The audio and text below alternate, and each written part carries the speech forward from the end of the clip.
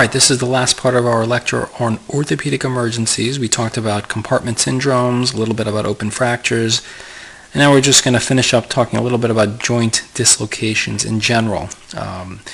So the definition of a joint dislocation, and you've probably already heard about this in many of the other lectures, but we'll just try to bring it down to a basic level now. It involves the disruption of a joint with separation of the articular surfaces. And the reason I say this is because just, sometimes people look at a very displaced fracture and say, well, it's really dislocated. And just for terminology purposes, I mean, we'll say that's really displaced. So the term joint dislocation or dislocation when you're referring to some kind of orthopedic injury really refers to the two normally congruent joint surfaces being completely separated in space now. So when you have a shoulder dislocation, instead of the glenoid and humeral head articulating nicely, now the glenoid is one place and the humeral head is somewhere else. All right? So it results from instability, typically from trauma, but it could be just from ligamentous laxity. And a partial dislocation, when a joint is not completely dislocated, or maybe it's just half dislocated, is also called a subluxation. So joint dislocations are clearly painful. They lead to gross deformity, weakness. They can be open, although that's pretty uncommon. They're usually closed injuries. They can be associated with fractures, nerve injury, vascular injury, and there are orthopedic emergencies that they do require urgent reduction. I mean, this guy doesn't want to just be walking around like that. It's something that you want to get reduced as soon as possible. So reduction involves manipulation, sometimes traction, with varying levels of sedation and anesthesia. And open reduction, like I said, is rarely, open reduction is rarely necessary. In the last slide, we talked about open dislocations. So those are also rare, that the bone and joint, actually ruptures through the skin. But in areas where the soft tissue envelope is thin, like the ankle, for instance, it can happen. But again, closed reduction, meaning these techniques I described above, usually can work for most joint dislocations, but occasionally you have to go to the operating room to get something reduced. And then you typically immobilize them, right? And that's required to prevent the immediate recurrence of instability. And you immobilize different joints for different periods of time. We won't get too much into all that. So we'll just talk about just a few of the dislocations you should be aware of. So the first one is shoulder dislocations. One of the more common major joint dislocations. Typically occurs with trauma to the shoulder. So maybe a fall, a football injury, an assault. Can happen with athletic injuries as well as with higher energy trauma. The problem is also you can have a substantial recurrence rate. So joints that are very mobile are inherently the most unstable, right? So they're the most likely to dislocate with minimal trauma, and they're most likely to recur, right? It just kind of makes some intuitive sense. So for instance, a shoulder has tremendous degree of motion, but it's a relatively shallow joint. It's a ball and socket joint. Contrast it with the hip, for instance. So the hip has a very deep acetabular socket and a very, very solid ball and socket joint.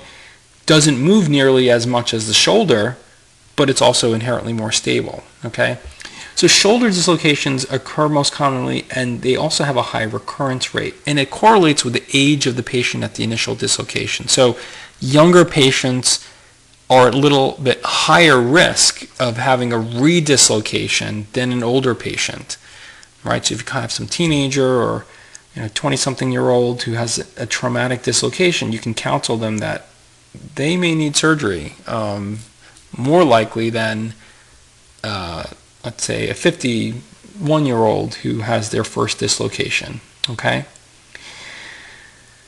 So, and this is something I think Dr. Barnes probably talked about in her lecture. Now, usually dislocation's anterior, and that's the example shown below, but rarely it can be posterior, and those ones are actually often missed in the emergency department. We won't get too much into it, But if you have questions during our session, feel free to ask and we can discuss that. They can result in labral tears, okay? And typically the labral tear you get is it's a Bankart lesion, right? So Bankart lesion is what you need to know.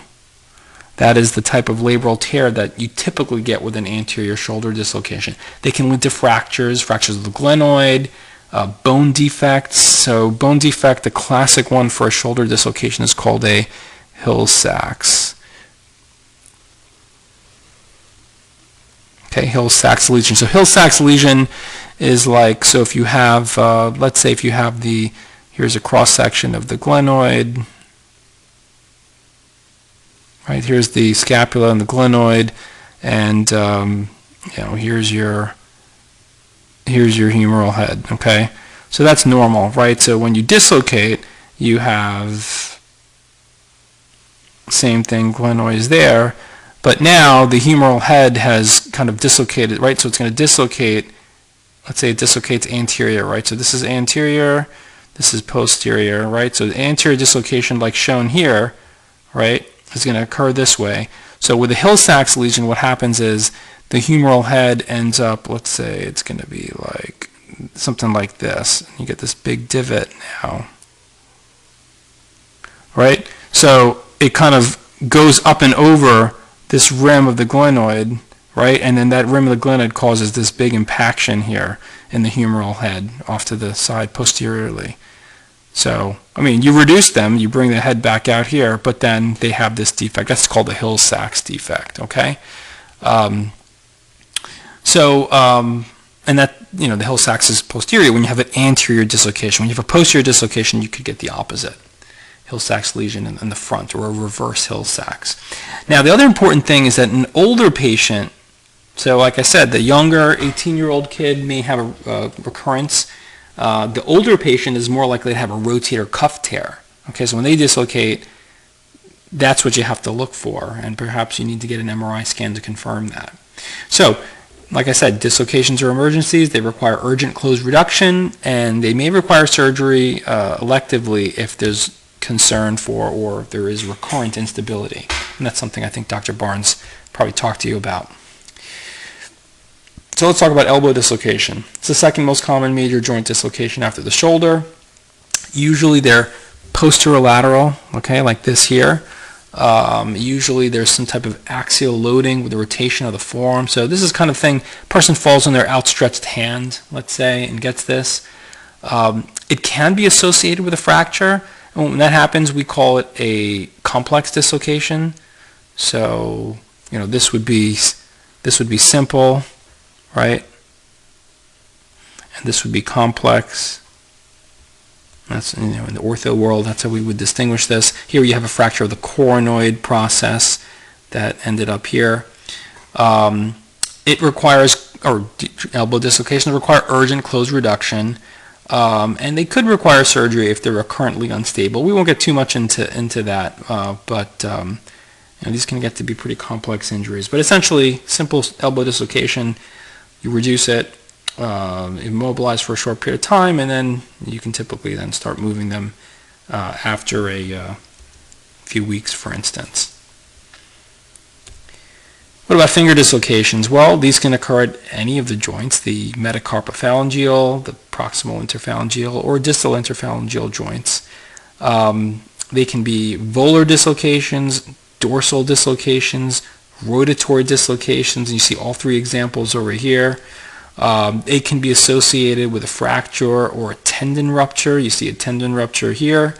They require closed reduction, right? And they could require surgery. Here you can see an example of pinning after a dislocation at the PIP joint. And they can require surgery if they're irreducible, right? Certain dislocations, especially at the MCP joint, can be irreducible, or if they're recurrently unstable, or if you have like a fracture dislocation that's incongruent. Hip dislocations are uncommon but can have devastating consequences, namely osteonecrosis. What that means is that the blood supply to the femoral head can be irreversibly disrupted by a hip dislocation. So the vessels to the femoral head get kinked.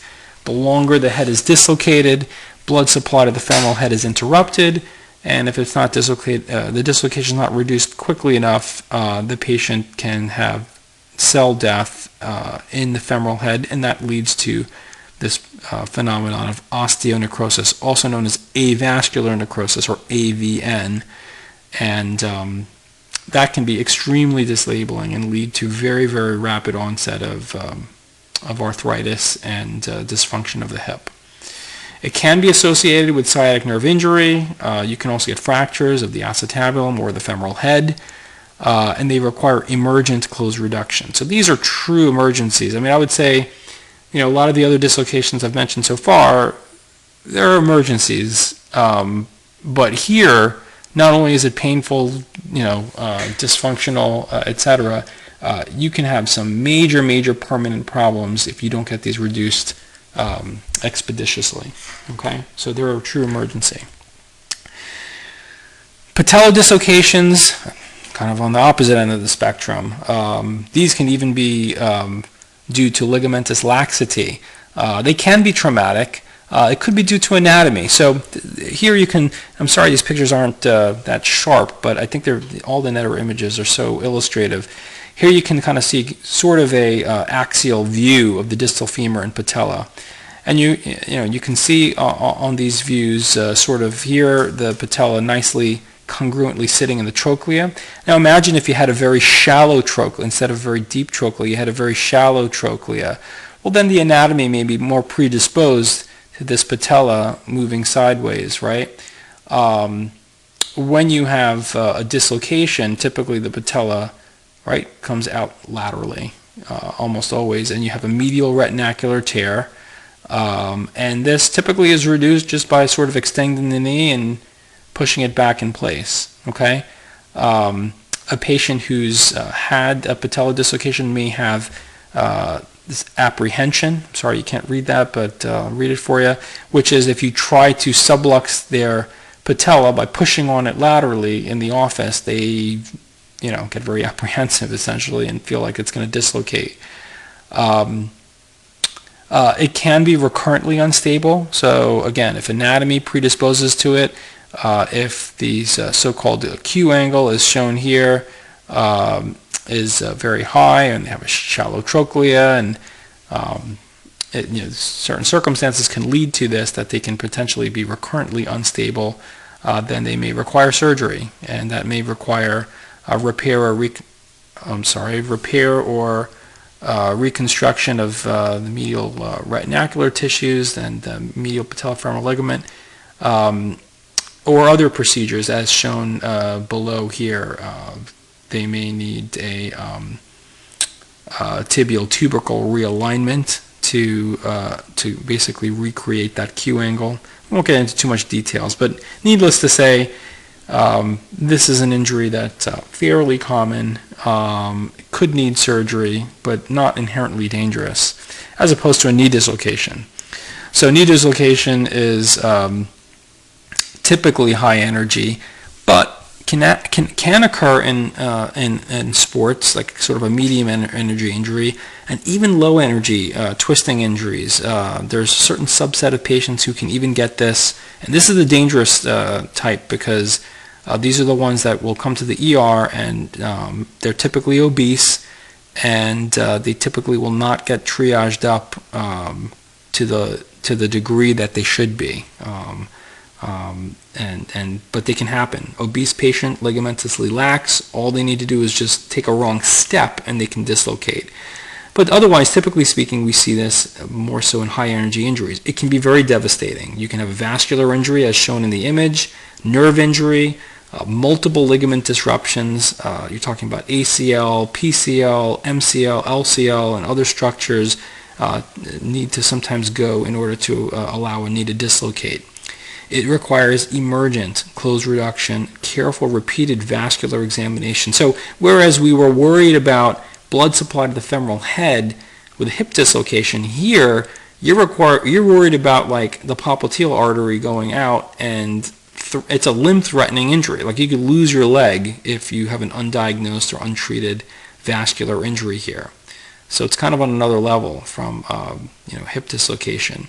So repeated vascular exam, these got to be admitted to the hospital and watched, and often will require surgical reconstruction.